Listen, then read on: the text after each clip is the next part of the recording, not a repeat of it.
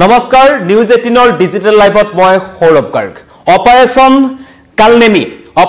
কালনেমি আৰম্ভ কৰিছে উত্তৰাখণ্ডত আৰু এই অপাৰেশনৰ জৰিয়তে বিভিন্ন মঠ মন্দিৰৰ পৰা ভুৱা বাবা ভণ্ড বাবাক গ্ৰেপ্তাৰ কৰিবলৈ সক্ষম হৈছে উত্তৰাখণ্ড আৰক্ষীয়ে আৰু ভয়ংকৰ তথ্য পোহৰলৈ আহিছে যিবোৰ চাৰি ধাম আছে যিসমূহ অঞ্চল আছে য'ত বিভিন্ন ধৰণৰ মানুহ হৰিদ্বাৰ ঋষিকেশ কেদাৰনাথ এইবোৰ যি পবিত্ৰ মঠ মন্দিৰসমূহ আছে উত্তৰাখণ্ড উত্তৰ প্ৰদেশ বিভিন্ন প্ৰান্তত যিবোৰ আছে তাত এনেকুৱা একাংশ ভণ্ড বাবা আছে যিসকলে ভুৱা পৰিচয়েৰে তেওঁলোকে বিভিন্ন ধৰণৰ মানুহক ধৰ্মীয় অনুভূতিত আঘাত হানে আৰু তেওঁলোকে বিভিন্ন ধৰণৰ অপৰাধজনিত ঘটনাটো এই সকল বাবা জড়িত থকাৰ ভয়ংকৰ তথ্য উত্তৰাখণ্ড আৰক্ষীয়ে লাভ কৰিছিল আৰু 10 জুলাইৰ পৰা উত্তৰাখণ্ডৰ যিজন মুখ্যমন্ত্ৰী আছে পুষ্কৰ সিং ধামী তেওঁ ধৰ্মীয় আৰু সাংস্কৃতিক পবিত্ৰতা বজাই ৰখাৰ কাৰণে এই মঠ মন্দিৰসমূহত এই অভিযান চলাইছিল নাম দিয়া হৈছিল অপাৰেশন কালনেমি কিন্তু সকলোকে আচৰিত কৰি এই মাত্ৰ 10 জুলাইৰ পৰা আজি 6টা দিনৰ ভিতৰত প্ৰায় 1500ৰো অধিক ভণ্ড বাবা কেৱল উত্তৰাখণ্ডৰ পৰা গ্ৰেপ্তাৰ কৰিছে এই উত্তৰাখণ্ড আৰক্ষীয়ে আৰু এই অভিযান অব্যাহত আছে কিছু সময় পিছত ইয়াৰ তথ্য অধিক বৃদ্ধি পাব বা ইয়াৰ সংখ্যা অধিক বাঢ়িব কিন্তু চিন্তাৰ কথা মাত্ৰ 6টা দিনত উত্তৰাখণ্ডৰ কেৱল ধৰ্মীয় অনুষ্ঠানসমূহৰ প্ৰায় 1500ৰো অধিক ভণ্ড বাবাক আটক কৰিলে আৰু তাৰে 23টা গ্ৰেপ্তাৰ কৰিছে চিন্তাৰ কথা 23টাৰ ভিতৰত প্ৰায় 10টাই হৈছে বাংলাদেশৰ পৰা অহা মুছলমান সম্প্ৰদায়ৰ লোক তেওঁলোকে আহি এই ধামসমূহত তেওঁলোকে এনেকুৱা ধৰণৰ গেৰুৱা বখন পিন্ধিছিল আৰু গেৰুৱা বখন পিন্ধি নিজকে সদ্ম নামেৰে তেওঁলোকে নিজকে বাবা বুলি পৰিচয় দিছিল আৰু প্ৰায় 3 পৰা 4 বছৰ এই ধামসমূহত এই সকল লোক আছিল ভণ্ড বাবাসকল আছিল দৃশ্যাংশ আমাৰ ওচৰত আহিছে যেটো অত্যন্ত চিন্তাৰ কথা এইসমূহ হৈছে ভণ্ড বাবা দীৰ্ঘদিন ধৰি বিভিন্ন ভুৱা পৰিচয়ৰে ভুৱা নাম লৈ তেওঁলোকে এই ঋষিকেশ হওক হৰিদ্বাৰ হওক কেদাৰনাথ হওক এনেকুৱা ডাঙৰ যিবোৰ অনুষ্ঠান য'ত হিন্দু ধৰ্মৰ ৰীতি-নীতি বা মানুহৰ বিশ্বাস আছে তালৈ হাজাৰ জন লোকৰ সমাগম ঘটে তালৈ এই সকল লোক তাত থাকে তেওঁলোকে নিজকে বাবা বুলি পৰিচয় দিয়ে বিভিন্ন জনপদ তেওঁলোকে লুটে বিভিন্ন ধৰণৰ ধৰ্মীয় অনুভূতিত আঘাত হানে লগতে তেওঁলোকে এটা বেপাৰলৈ পৰিণত কৰিছিল সমগ্ৰ এই মঠ মন্দিৰৰ যি কাৰ্যসূচী আছে আমি শেহতীয়াকৈ কামাখ্যা মন্দিৰত আমি দেখিছিলোঁ এবাৰ অম্বুবাচীৰ সময়ত কেইজনমান ভণ্ড বাবাই অসমখন এখন ভিখাৰী দেশ বুলি ৰাজহুৱাকৈ কৈ থৈ গৈছিল তেনেকুৱা একাংশ ভণ্ড বাবা এতিয়া ভাৰতৰ মঠ মন্দিৰে এনেকুৱা কিছুমান ভণ্ড বাবা আছে যিসকলক কোনো কাৰণত বিশ্বাসত নলব এইসকল হৈছে অপৰাধজনিত ঘটনাত জড়িত থকা একাংশ ভণ্ড লোক আৰু অন্য নালাগে চিন্তাৰ কথা যে শেহতীয়াকৈ ভাৰতত বাংলাদেশী অনুপ্ৰৱেশকাৰী যেটো ঘটনা সংঘটিত হৈছিল বা চিন্তা ব্যক্ত কৰিছিল ভাৰতীয় চোৰাংচোৱাই বা কেন্দ্ৰই নতুন দিল্লীও কৈছিল যে বাংলাদেশৰ যি পৰিস্থিতি তাৰ পৰা যদি কোনোবা লোক ইয়ালৈ আহে তেওঁলোকে জেহাদী স্লিপাৰ সেল হ'ব পাৰে কিন্তু এই যি উত্তৰাখণ্ডত অপাৰেশন কালনেমি যি চলিছে সি কিন্তু এটা কথা স্পষ্ট কৰি দিছে এই অভিযানে যে হয় সঁচাকৈ ভাৰতৰ কাৰণে এটা আভ্যন্তৰীণ দিশটোৰ কাৰণে এটা চিন্তাৰ কথা কাৰণ ইয়াত ধৰা পৰা প্ৰায় 10টা বাবা বাংলাদেশৰ পৰা আহিছিল বাংলাদেশৰ নাম হৈছে মোহাম্মদ ৰিজৱান ফয়জুদ্দিন নুৰা আহমেদ নয়মুদ্দিন আৰু এনেকুৱা ধৰণৰ নাম আছে তেওঁলোকৰ বাংলাদেশত তেওঁলোকৰ ঘৰ কেইটামানৰ ঘৰ হৈছে ঢাকাত কেইটামানৰ ঘৰ হৈছে চিটাগঞ্জত এনেকুৱা অঞ্চলসমূহৰ পৰা আহিছিল আৰু আহি তেওঁলোকে জানে যে ভাৰতত মঠ মন্দিৰবোৰতকৈ সুৰক্ষিত স্থান ক'তো নাই তাত থকা লোকক কোনে প্ৰশ্ন কৰিব নোৱাৰে এইটো প্ৰথম ঘটনা ভাৰতত যে অপাৰেশন কালনেমি যি উত্তৰাখণ্ডৰ মুখ্যমন্ত্ৰী পুষ্কৰ সিং ধামীয়ে ঘোষণা কৰিলে আৰু ক'লে যে ৰাজ্যখনৰ ধৰ্মীয় আৰু সাংস্কৃতিক পবিত্ৰতা বজাই ৰাখিবৰ কাৰণে এই অভিযানৰ প্ৰয়োজন আছে কাৰণ একাংশ লোকে হিন্দু ধৰ্মক কলুষিত কৰিবৰ কাৰণে বা মঠ মন্দিৰসমূহক কলুষিত কৰিবৰ কাৰণে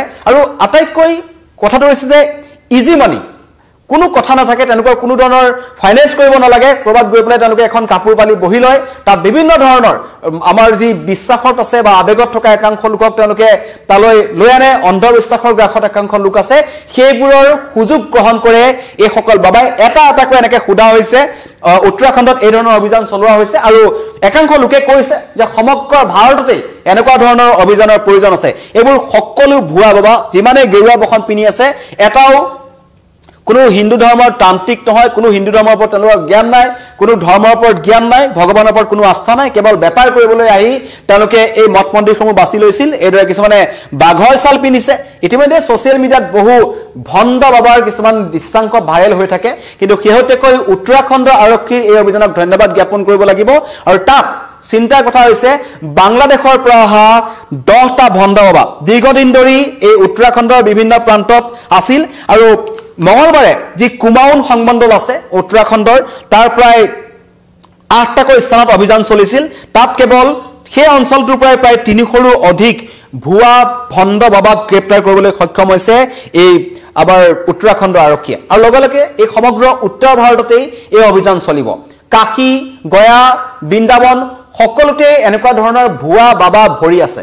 অন্য নালাগে, অসমৰ যি অম্বুবাচী মেলা হৈছিল তাতো আমি দেখা পাইছিলো এজন ভণ্ড বাবাই সানগ্লাছ পিন্ধি সমগ্ৰ অসমবাসীক কৈছিল অসমখন এখন ভিক্ষাৰী দেশ। এয়া কোনো বাবাৰ মুখৰ পৰা ওলোৱা শব্দ নহয়, এনেকুৱা একাংশ বাবা সকলোতে আছে। তেওঁলোকে কিছুমান সুযোগ গ্ৰহণ কৰে, বিভিন্ন অপৰাধজনিত ঘটনাত তেওঁলোক জড়িত হৈ আছে, তদন্ত চলাই থকা হৈছে। যি 30টাক গ্ৰেপ্তাৰ কৰা হ'ল, 1500ৰো অধিক লোকক আটক কৰা হৈছে। কোনোৱে পৰ্যাপ্ত পৰিমাণৰ নথি পত্ৰ, তেওঁলোক ক'ৰ পৰা আহিছিল, তেওঁলোকৰ সঠিক নাম কি, কোনো ধৰণৰ তথ্য তেওঁলোকৰ হাতত নাই। আৰু এতিয়া উত্তৰাখণ্ড আৰক্ষীয়ে এটা কথা কৈছে যে বাংলাদেশৰ নাগৰিক ধৰা পৰাটো কিন্তু ভাৰতৰ আভ্যন্তৰীণ দিশটোৰ কাৰণে এটা অত্যন্ত চিন্তাৰ কথা। কাৰণ শেহতীয়াকৈ আমি দেখিছোঁ ভাৰত বাংলাদেশৰ যি পৰিস্থিতিৰ সৃষ্টি হৈছে, তাৰ সময়ত বাংলাদেশত মৌলবাদী শক্তিৰ একাংশ সংগঠন সক্ৰিয় হৈ পৰিছে। আৰু সেই সংগঠনসমূহে ভাৰতলৈ প্ৰতিদিনে স্লিপাৰ চেল পঠাই আছে। আৰু শেহতীয়াকৈ যেতিয়া সমগ্ৰ ভাৰতত এটা বাংলাদেশ বিৰোধী অভিযান চলিছিল, তেতিয়া অতি উদ্বেগজনকভাৱে উত্তৰ ভাৰতত বা দক্ষিণ ভাৰতত মুম্বাই, মহাৰাষ্ট্ৰ আদি ঠাইত প্ৰায় 1500-1800 এনেকুৱা ধৰণৰ বাংলাদেশী নাগৰিক ধৰা পৰিছিল, যিবোৰে বিভিন্ন ধৰণৰ শ্ৰমিক বা এনেকুৱা সৰু সৰু কাম তেওঁলোকে কৰি আছিল। তেওঁলোকক গ্ৰেপ্তাৰ কৰিবলৈ সক্ষম হৈছিল। তেতিয়া সকলোৰে চকু কপালত উঠিছিল যে অসম মেঘালয়ৰ সীমান্তৰেদি আহি তেওঁলোকে ভুৱা নথি পত্ৰ বনাই, ভুৱা আধাৰ কাৰ্ড বা অন্য ধৰণৰ বিভিন্ন নথি পত্ৰ বনাই তেওঁলোকে ভাৰতৰ অন্য ঠাইলৈ গুচি যায়। আৰু তাত তেওঁলোকে কাম কৰি থাকে। তেওঁলোকে কিছুমান ছদ্মনাম লয় আৰু ছদ্মনামৰ জৰিয়তে তেওঁলোকে নিজৰ কাম কৰি যায়। কিন্তু এই বাবাসকল, এই যি মঠ মন্দিৰত থকা লোকক কোনে প্ৰশ্ন কৰিবলৈ যাব? আৰু তাতো বাংলাদেশী ওলাইছে। তেওঁলোক মুছলমান সম্প্ৰদায়ৰ মানুহ হয়। মুছলমান সম্প্ৰদায়ৰ মানুহ হৈ তেওঁলোকে মন্দিৰত থাকে। তেওঁলোকৰ নাম চৈফুদ্দিনৰ পৰা গৈ ইয়াত সন্তোষ কুমাৰ হৈছে, কাৰোবাৰ নাম ৰহিমউদ্দিনৰ পৰা গৈ ৰোহেশ কুমাৰ হৈছে। এনেকুৱা ধৰণৰ কিছুমান ছদ্মনাম তেওঁলোকে কৰিছে। আৰু সমগ্ৰ ভাৰততে এটা ভুৱা নথি পত্ৰ বনোৱা, আধাৰ কাৰ্ড বনোৱা এটা চক্ৰ সক্ৰিয় হৈ আছে। সেই চক্ৰটোৰ জৰিয়তে তেওঁলোকে ভুৱা নথি পত্ৰ বনায়। আৰু হয়তো এইসকল মৌলবাদী বিভিন্ন সংগঠনৰ চোৰাংচোৱা হ'ব পাৰে। আমি শেহতীয়াকৈ দেখিছিলোঁ যি আনসাৰুল্লাহ বাংলাদেশ যিটো টিম আছে, সেই সন্ত্ৰাসবাদী সংগঠনটোৰ একাংশ লোকে ভাৰতত থকা একাংশ RSS নেতা বা হিন্দু নেতাক আক্ৰমণ কৰাৰ ব্লুপ্ৰিণ্ট ৰচনা কৰিছিল। তেওঁলোকে স্লিপাৰ চেল হিচাপে পশ্চিমবংগত থাকিছিল। বিভিন্ন স্থানত তেওঁলোকক গ্ৰেপ্তাৰ কৰা হৈছিল। বৰ্ধমানৰ কেছটোৰ পৰা স্পষ্ট হৈ পৰে যে মৌলবাদীৰ ঘাটি তেওঁলোকে বিভিন্ন ধৰণৰ স্লিপাৰ চেল ভাৰতলৈ পঠাই আছে, সময়ে সময়ে তেওঁলোকে কাম কৰি আছে। আৰু শেহতীয়াকৈ ভয়ংকৰ তথ্য অপাৰেশ্যন কালমিনীৰ জৰিয়তে ওলাইছে যে সাধু সন্যাসীৰ বেশত ঘূৰি ফুৰিছে বিভিন্ন ধৰণৰ অপৰাধী। আৰু এইটো কথা আগতেও আমি বিভিন্ন ধৰণৰ সংবাদ মাধ্যমত বা বিভিন্ন ধৰণৰ সময়ত আমি আপোনালোকক জনাই থাকোঁ যে একাংশ ভুৱা বাবাৰ চক্ৰান্তৰ বলি হৈছে বহু লোক। কিন্তু এইবাৰ 4 ধাম, মই ইতিমধ্যে কৈছোঁ যে ঋষিকেশ, হৰিদ্বাৰ, কেদাৰনাথ এনেকুৱা কিছুমান পবিত্ৰ স্থানত তেওঁলোক থাকে। আৰু এইসকলক চিনাক্ত কৰি উলিওৱাটো কঠিন, কাৰণ এতিয়া উত্তৰাখণ্ডত এনেকুৱা ধৰণৰ ধৰ্মীয় কাৰ্যসূচী চলি আছে। বিভিন্ন ধৰণৰ লোক উত্তৰাখণ্ডলৈ তীৰ্থযাত্ৰাৰ বাবে গৈছে, অমৰনাথলৈ গৈছে, কেদাৰনাথলৈ গৈছে। এইখিনি সময়ত যদি কিবা অপৰাধজনিত ঘটনা বা সন্ত্ৰাসবাদী কাৰ্যকলাপো তেওঁলোকে কৰিব পাৰে। পাকিস্তান, বাংলাদেশ আৰু পাকিস্তান এতিয়া একেটা মুদ্ৰাৰ ইপিটি সিপিটি। ISI পুনৰ বাংলাদেশৰ জৰিয়তে ভাৰতলৈ তেওঁলোকৰ সন্ত্ৰাসবাদী পঠাব পাৰে। মঠ মন্দিৰতো তেওঁলোকৰ এনেকুৱা ধৰণৰ স্লিপাৰ চেল সোমাই থাকিব পাৰে। সেইকাৰণে এবাৰ সক্ৰিয় হৈছে। আৰু বাংলাদেশী অনুপ্ৰৱেশকাৰী ধৰাৰ কথাটো অত্যন্ত এটা চিন্তাৰ কথা। আমাৰ ওচৰত মন্তব্য আহি পৰিছে, আপোনালোকক শুনাব বিচাৰিছোঁ। ये उत्तराखंड में जो है उत्तराखंड राज्य की धार्मिक व सांस्कृतिक पवित्रता बनाए रखने के लिए आस्था के साथ जो कावड़ यात्रा शुरू हुई है, जिसमें उत्तराखंड पुलिस द्वारा श्रद्धालुओं की सुरक्षा की पूरी और ध्यान दिया जा रहा। इसमें माननीय मुख्यमंत्री उत्तराखंड सरकार श्री पुष्कर सिंह धामी द्वारा निर्देश दिए गए कि जो है ऑपरेशन कालनेमी पुलिस द्वारा चलाया जाए। इसके साथ जो है संदिग्धों की जो है वो व्यक्तियों की पहचान की जाए और समस्त पुलिस अधीक्षक, वरिष्ठ पुलिस अधीक्षक को निर्देश दिए गए ऐसे जो छदम रूप से जो वेश धारण करते हैं, जो कावड़ियों के भेष में जो है आम नागरिकों को भ्रमित करते हैं, शोषण करते हैं, ऐसे संदिग्धों की जो है पहचान की जाए।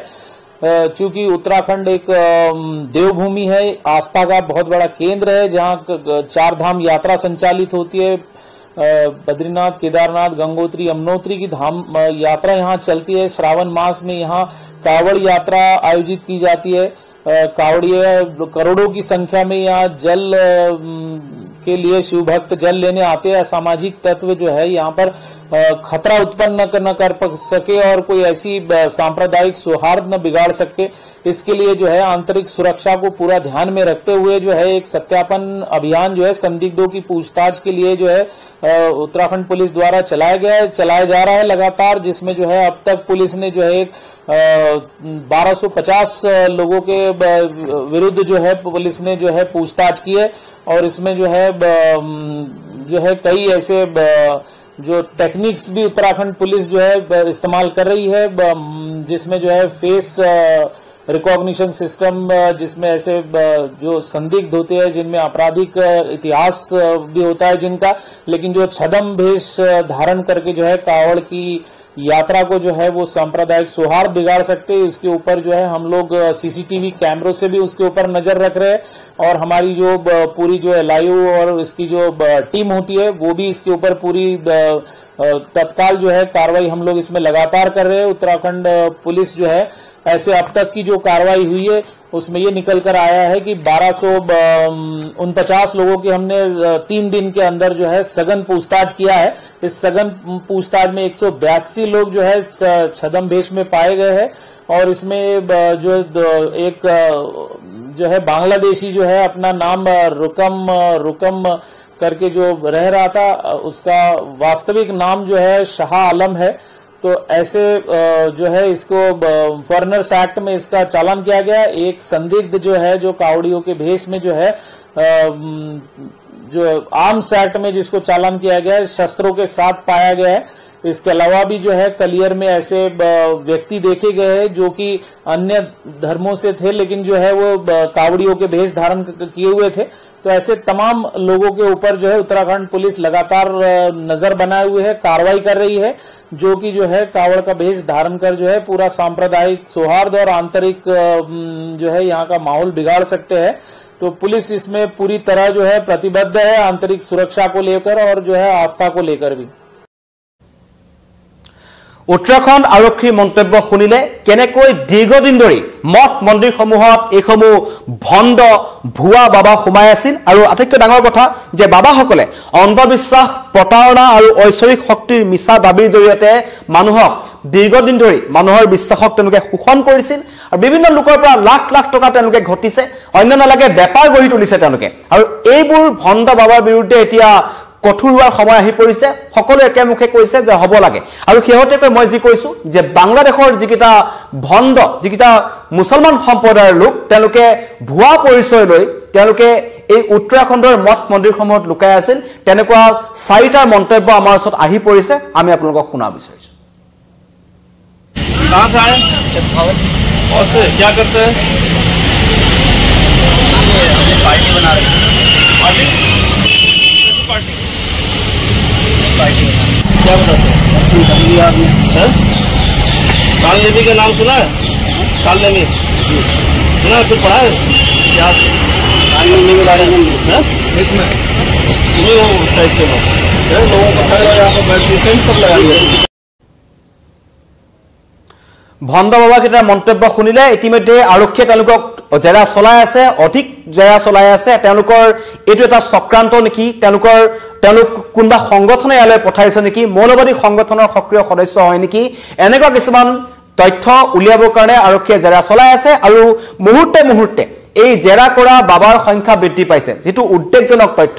অন্য নালাগে কেৱল উত্তৰাখণ্ডতে উত্তৰাখণ্ডত এতিয়া এটো সময়ত উত্তৰাখণ্ডক এটো কাৰণে বিশেষ দৃষ্টিভংগীৰে চোৱা হৈছে কাৰণ এতিয়া তীৰ্থযাত্ৰাসমূহ আৰম্ভ হৈছে ধৰ্মীয় কাৰ্যকলাপ উত্তৰাখণ্ডত বৃদ্ধি পাইছে অসমৰ পৰা বিভিন্ন লোক উত্তৰাখণ্ডলৈ গৈছে চাৰি ধামৰ কাৰণে গৈছে হৰিদ্বাৰ যাব ঋষিকেশ যাব কেদাৰনাথ যাব অমৰনাথ যাব সেই অঞ্চলসমূহলৈ যোৱাৰ সময়ত এই বাবাসকলে সুযোগ গ্ৰহণ কৰিছে আৰু শেহতীয়াকৈ ভাৰতীয় চোৰাংচয়ে এটা কথা স্পষ্ট কৰি দিছিল যে এবাৰ তীৰ্থযাত্ৰাৰ সময়ছোৱাত সন্ত্ৰাসবাদী কাৰ্যকলাপৰ বা সন্ত্ৰাসবাদী আক্ৰমণৰ আশংকা আছে তাৰ কাৰণে এবাৰ সেনাবাহিনীয়ে যথেষ্ট কটকটীয়া নিৰাপত্তা ব্যৱস্থা গ্ৰহণ কৰিছে তাৰ মাজতেই বাংলাদেশী নাগৰিক ভুৱন্দ বাবা হৈ ধৰা পৰাটো কিন্তু এটা অত্যন্ত উদ্বেগজনক কথা আৰু 10 জুলাইৰ পৰা উত্তৰাখণ্ডত যি অপাৰেচন কালনেমি চলিছে হেতু চলক আৰু সমগ্ৰ ভাৰততেই চলিব লাগে বুলি সকলোৱে মন্তব্য কৰিছে অন্য লাগে মোৰ এই লাইভটো যথেষ্ট সংখ্যক লোকে কমেন্ট কৰিছে যে ভণ্ড ধৰ্মৰ নামত বেপাৰ কৰা যিকোনো ধৰ্মৰ নামত বেপাৰ কৰা লোকসকলক বিচাৰি উলিয়াব লাগে যোনে মানুহৰ বিশ্বাসক লৈ খেলে বা বিশ্বাসক লৈ তেওঁলোকে বেপাৰ কৰে তেনেকুৱা লোকক চিনাক্ত কৰি উলিয়াব লাগে মই ইতিমধ্যে কৈছো এবাৰ বাৰম্বাৰ এটা ভিডিঅ' ভাইৰেল হৈছিল অসমৰ অম্বুবাচী মেলাৰ সময়ত এজন ভণ্ড বাবাই চকুত সানগ্লাস পিনি কৈছিল অসমখন এখন ভিক্ষাৰী দেশ ইয়ালৈ নাহো এয়া কোনো আশা বা জীৱনৰ মায়া মোহ ত্যাগ কৰা যিসকল প্ৰকৃত বাবা থাকে তেওঁলোকে কেৱল ভগৱানৰ ওচৰত তেওঁলোক শৰণাপন্ন হয় জীৱনৰ সকলো মায়া মোহ তেওঁলোকে ত্যাগ কৰে তাৰ ফলত তেওঁলোকে কিবা অধিক শক্তি ভগৱানৰ পৰা লাভ কৰে বুলি প্ৰবাদ আছে বা মানুহে কয় কিন্তু এই সকল চকুত সানগ্লাস পিনি বিভিন্ন ধৰণৰ গেৰুৱা বখন পিনি বাঘৰ চাল পিনি এইবোৰে বেপাৰ কৰিবলৈ বহি থাকে আপোনালোকো এনেকুৱা একাংশ বাবাৰ কথা মতে কেতিয়াও নচলিব আৰু বিশেষকৈ অসমৰ বিভিন্ন প্ৰান্তত দিনৰ পোহৰত আহি এনেকুৱা ভণ্ড বাবাই মানুহৰ ঘৰ লুটপাট কৰি লুটি লৈ গৈছে বহু ঘটনা সংঘটিত হৈছে সময় আছে সকলো সাৱধান হওক আৰু ইতিমধ্যে উত্তৰাখণ্ড আৰক্ষী আৰম্ভ কৰিছে অপাৰেচন কালনেমি আৰু তেওঁলোকৰ টাৰ্গেট যে চাৰি ধামৰ উত্তৰাখণ্ডত থকা চাৰি ধামৰ পৰা সকলো ভণ্ড বাবাক তেওঁলোকে চিনাক্ত কৰি উলিয়াব আৰু আশা কৰা হৈছে শেহতীয়াকৈ ভাৰতৰ অন্য ঠাইতো এই উত্তৰাখণ্ডৰ মুখ্যমন্ত্ৰী পুষ্কৰ সিং ধামে যেটো কথা ক'লে যে ধৰ্মীয় আৰু সাংস্কৃতিক পবিত্ৰতা বজাই ৰাখিবৰ কাৰণে ভণ্ড বাবাসকলক চিনাক্ত কৰাটো অত্যন্ত গুৰুত্বপূৰ্ণ আৰু আশা কৰা হৈছে সমগ্ৰ ভাৰতবৰ্ষে আশা কৰিছে যে সমগ্ৰ ভাৰতবৰ্ষতেই এই অভিযান চলক আৰু ভণ্ড বাবাসকলক গ্ৰেপ্তাৰ কৰক আটক কৰক আৰু চিন্তাৰ কথা যে ভণ্ড বাবাসমূহৰ মাজত 10টা বাংলাদেশৰ পৰা অহা মুছলমান সম্প্ৰদায়ৰ লোক আছে তেওঁলোক জেহাদী স্লিপাৰ সেল নে অন্য কাৰণত আহিছিল সকলো তদন্তত পোহৰলৈ আহিব ধন্যবাদ